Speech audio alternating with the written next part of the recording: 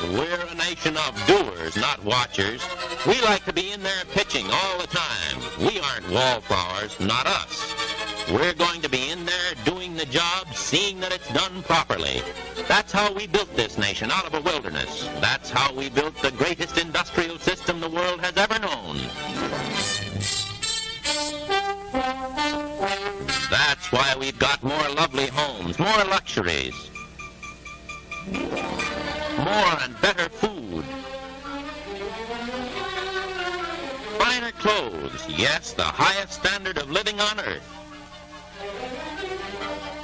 We've done this by carrying the ball, by taking on the tough assignments and licking them, not by letting George do it. That's why some of us feel we're on the sidelines now when the country faces the greatest job in history. Take the next-door neighbors. Dad feels that at least he should be helping with production, getting the goods and munitions out to the men who need them. But Dad works in a non-defense industry.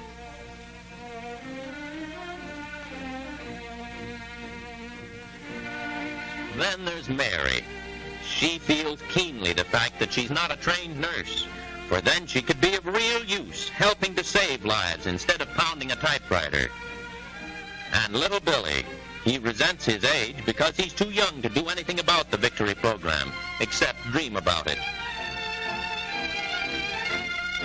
Yes, because they're not on the assembly line producing for victory, or saving lives of frontline fighters, or defending loved ones on the field of battle. They feel they're out of the picture, but just because we're not all on the firing line doesn't mean there isn't a job for all of us. There is a big job. It's called salvage. It makes you wonder when it's mentioned in the same breath with firing line, doesn't it? But just a minute. Let's see how important this job really is.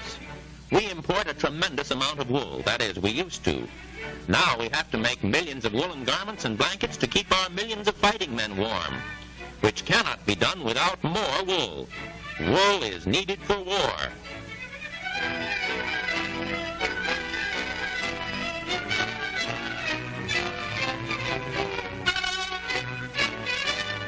Take rags, for instance. They're needed for cleaning guns to clean up the Axis.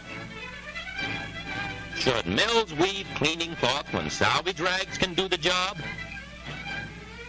Metal means armaments. Without chromite, we can't make a single pound of armor plate. Without manganese, we can't make a single ton of steel. The loss of the Philippines in one murderous blow cut off a quarter of our chromite supply. 3/4 of our manganese now has to get through enemy waters. 50% of the metal in munitions comes from scrap. It used to be possible to use worn-out equipment for scrap.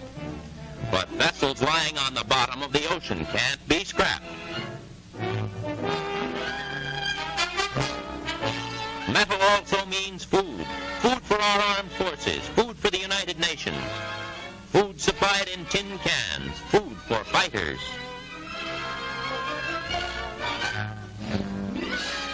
But we don't possess any tin ore. We used to get our tin from Singapore and Malaya.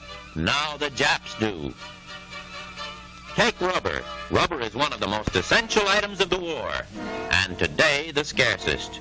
These rubber plantations, they'd solve the problem easily, but they're in Sumatra, Malaya, the Dutch East Indies. And Sumatra, Malaya, and the Dutch East Indies are now in the hands of the enemy. Without rubber, planes can't fly, tanks can't move, field guns can't operate.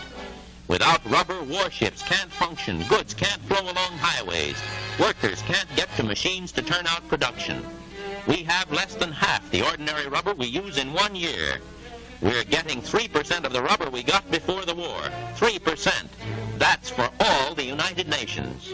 For this war of materials, the enemy has saved huge stocks. Vast distances and dangerous waters cut down our supply. The bitter truth is that the enemy controls major vital war resources. If we act now, salvage can make up the shortages. Well, what are we going to do about it? We can do things, and when we get mad, oh boy. Hey, soldier, here come Ma and Pa and the whole family. Now, here's what we're going to do, says Dad. We're going through this house from top to bottom and gather every single piece of metal and cloth and rubber that we don't really need.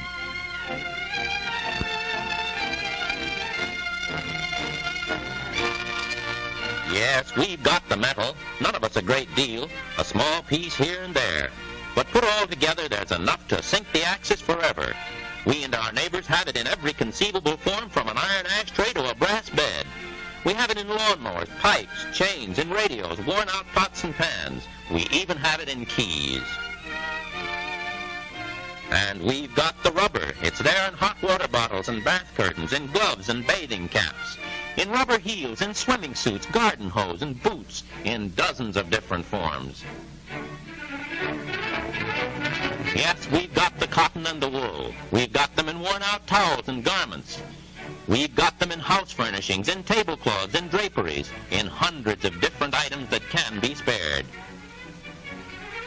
Yes, we've got the iron, the steel, the copper, the metal, the rubber. Let's get it, and let's give it.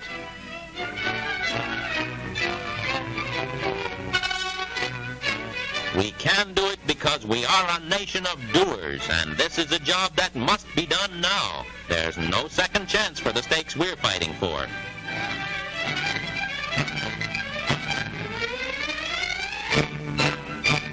Salvage, not a thrilling word, not like tanks or guns or bombers. But as we go into action at home, we're putting life into it, and death for the Axis.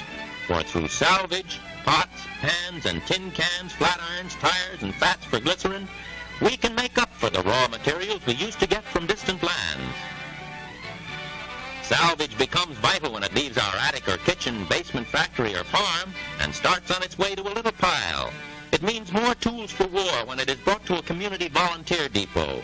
It means power for our fighters when we sell it to a junk dealer or give it to a charity or take it to a collection point.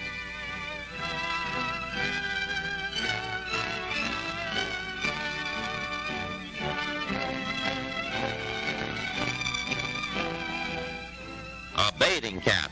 It didn't seem like much lying in the drawer of the bedroom dresser. It didn't seem like a great deal lying there in the box of scrap. But it begins to look like something when it gets in with Bill's stuff and Martha's and Jim's and Fred's and Nick the grocer's and Hank's over at the drugstore. It adds and mounts and builds into mountains of war materials, supplies and machines. Think of it. One old tire is used for 12 gas masks. 125 old tires are used for one flying fortress. One garden hose is used for 6 auxiliary tires for pursuit planes. Important? A half-pound of rubber from every person in a good-sized city is enough to supply the needs of 25 battleships.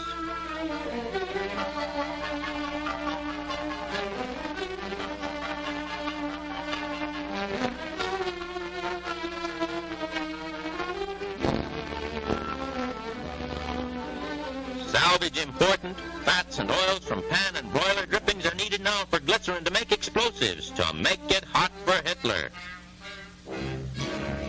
Important when 30 million American families are pouring scrap iron and steel into a common pool. The genius of American industry and labor can build the most powerful war machine the world will ever see. And woe to the enemy!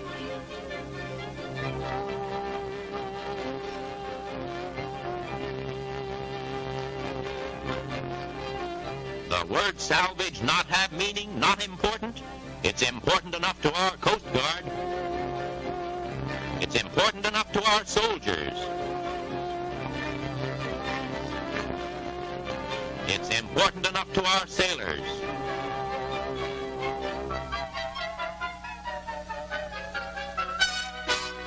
It's important enough to our Marines.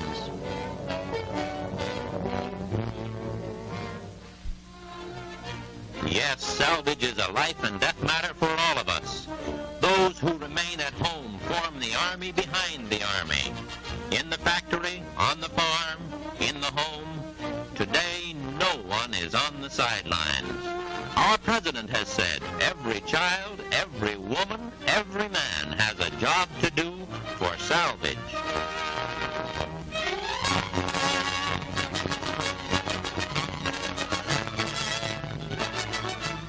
souvenir for Hitler, to wrap the Jap and junk the Axis.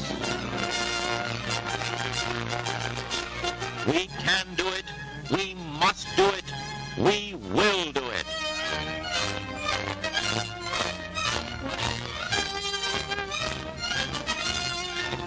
Ma is a doer,